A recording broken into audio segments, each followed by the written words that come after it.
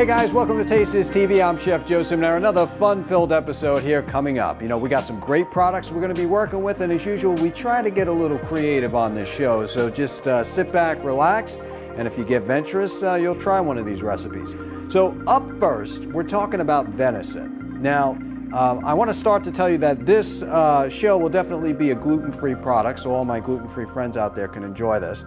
But talking about venison and venison products, here's a company called Game Butchers. Now, Game Butchers has got everything from venison sausage to venison top round cutlets. You even got venison bratwurst. Now, this is bratwurst with pepper jack cheese. Incredible product. There are so many lovers out there that like venison, but really, I find what's hard to find with these companies is a company that you can trust. Because you can, you know, there are a lot of companies that do venison, and you have to really be careful with the companies that are manufacturing this product. But this company is spot on. Game Butchers, check them out. Everything they got, not even including their season. Like they have seasonings for different kinds of sausages and stuff like that. Out of this world, really.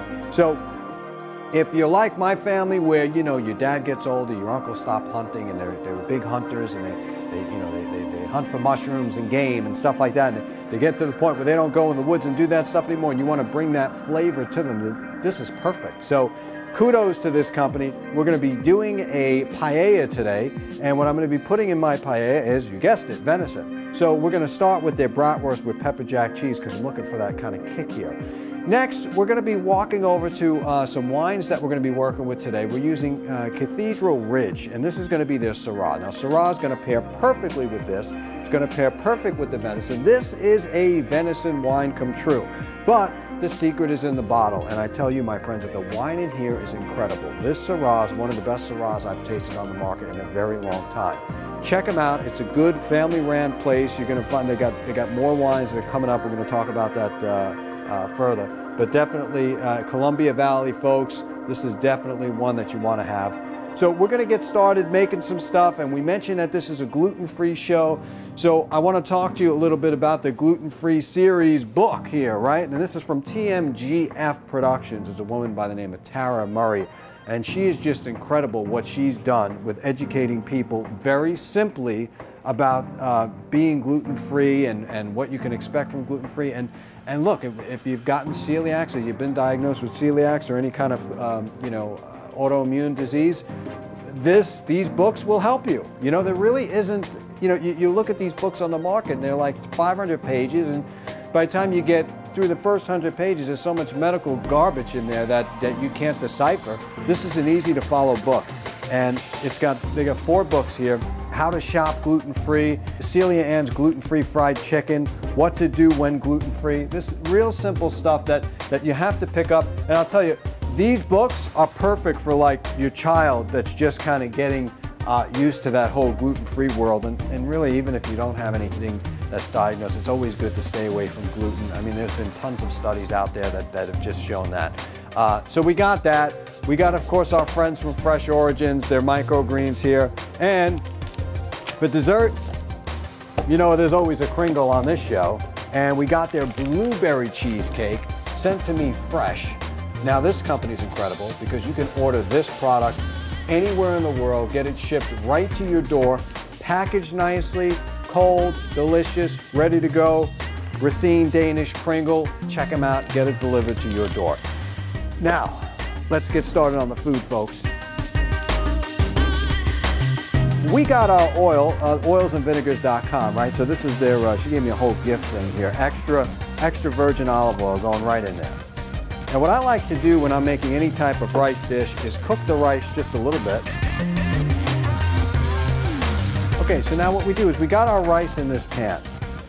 And as you can see, we're coating it with the olive oil because, you know, the key to making a good rice dish is a couple of things, and that's really toasting the rice, which is really important. And we're going to, of course, throw some onions in there. If I had shallots, I would have used shallots as opposed to regular onions, just because I think that they go really good with rice dishes and stuff like that.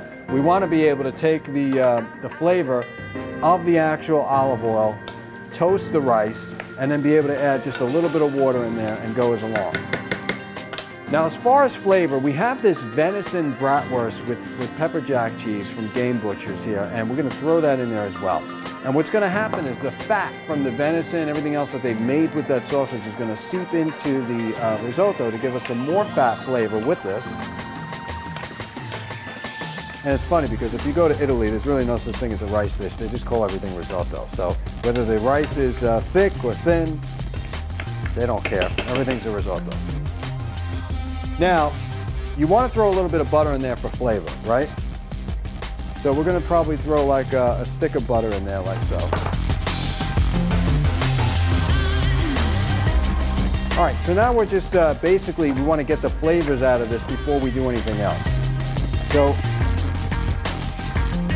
don't rely all the time on just your rice cooking, you know, in a bunch of water. Like, you know, there is a way to do this. Even though I say there's no rules in cooking, there really isn't, but there are some methods here. The method for cooking any rice, this is really the way to go.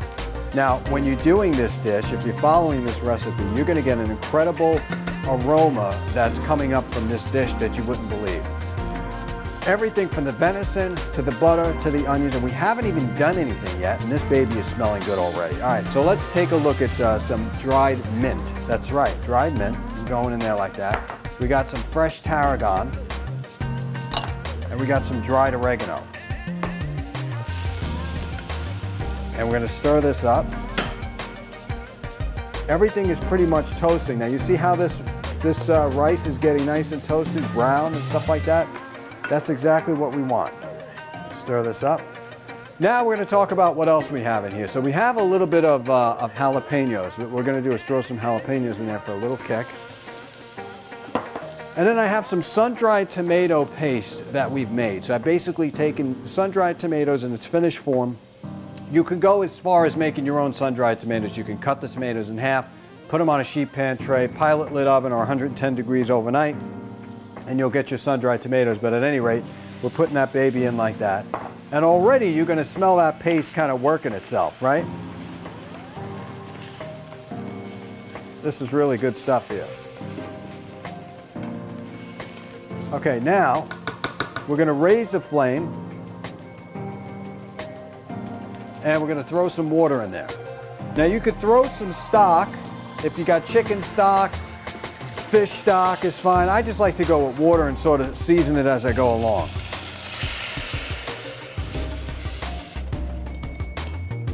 Already this dish is amazing.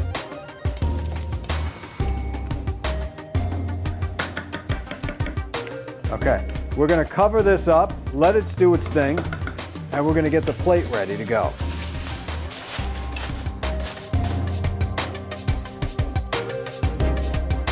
Okay, so now we're going to talk about some of the greens that we got today. Now, we have this microgreen mix. It's called Intensity Mix. As you can see, it's got a mixture of just about everything you want. Nice chevrolet and red oak and nice green. I mean, this is really nice. You have to remember something when you're working with microgreens.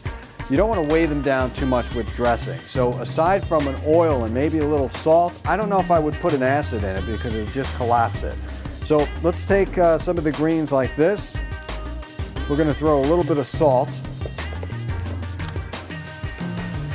You could use regular salt. I mean, Himalayan salt would be my pick for this. Just a little salt. And a good quality olive oil is going to really keep it honest. That's it. That's all you need. Remember, if you weigh it down, it's going to become mush. And it's not going to have that crunch. It's not going to have that green flavor that you want. Now look what happens to the greens. It gives them a shine. The oil allows the salt to stick to the greens. Otherwise, right, it would just go right down to the bottom. And then we're going to take our plate. We're going to put a little bit of our greens around like so. And the greens add for a good visual, but they also add for a lot of flavor. And don't forget, you get chevrolet here, which is a really good herb.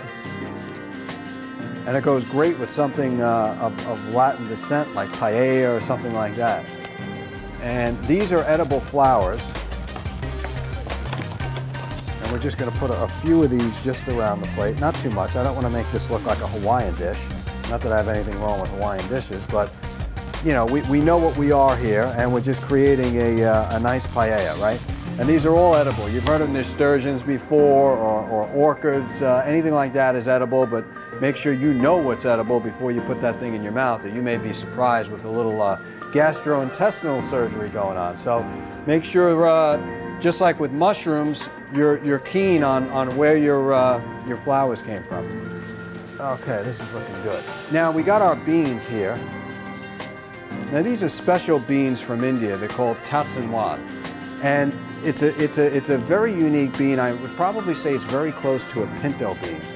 These are actually soaked in a brine, and then we cook them with a little bit of olive oil, salt, pepper, garlic, onions, coriander, cumin, and we're just going to put some of these beans in here like that. One thing I don't like a lot of is taking a bunch of beans and throwing them in the rice. So your ratio to tasting the starch and all the venison, you can't really taste the venison, so I like my food sort of in a separate plate so you can dab whenever you want, right? And that's exactly what we're going to do here. So these beans are seasoned, they're fully cooked, they're at room temperature.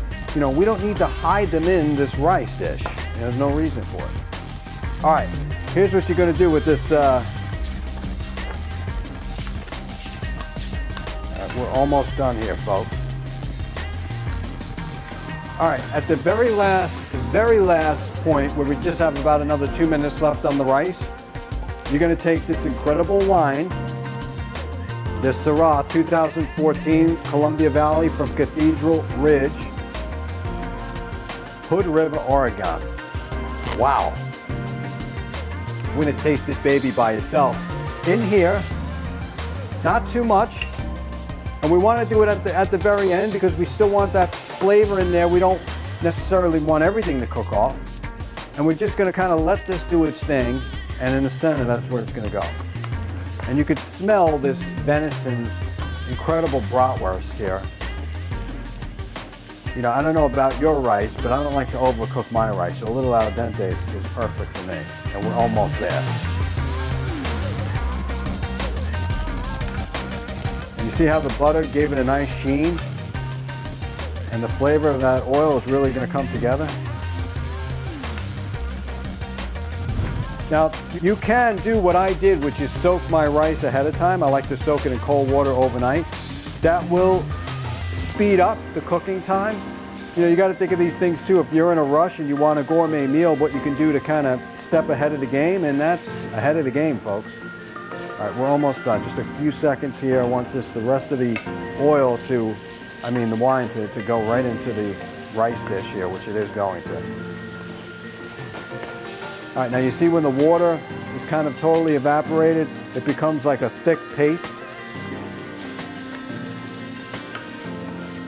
That's exactly what I'm talking about. All right, and we're going to take our rice and our venison. Yeah, we want more venison than anything else. This is looking incredible. And you would just take the whole pot and stuff like that, but I'm just giving enough here. Don't forget that you have this, this incredible jalapeno that we put in there, which will give it a nice little kick to it. Got the onions in there. At the very last part, we're going to have some mustard seed that we made. We made basically homemade mustard. And we're going to take this. This is a personal recipe here.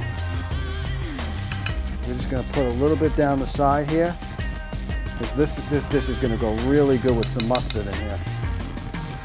And then here you have it. And then, if you want, put just a couple of nice greens on top. But this is what we have. A very intricate paella dish. You know, where we made one or two good ingredients, we put it together in a way that we're going to actually enjoy each component of the dish, right? We're going to enjoy the rice, enjoy the venison. We're going to enjoy the beans, the microgreens, and everything else, rather than put everything in a pot, slop it up, sit down, and eat with a piece of bread, which isn't a bad thing to do either. Here, you're just enjoying each component. We talked about that Syrah. We even cooked with it. Now this, and a slice of blueberry cheesecake kringle, I'd say good luck finding me for the next hour. Wow. Very good. Cathedral Ridge Syrah 2014 is everything you want in a Syrah, paired perfectly with this dish. Thank you for watching this fun-filled episode of Taste This TV. I'm your host, Chef Joe Ciminera. Remember, there are no rules in cooking. Taste this.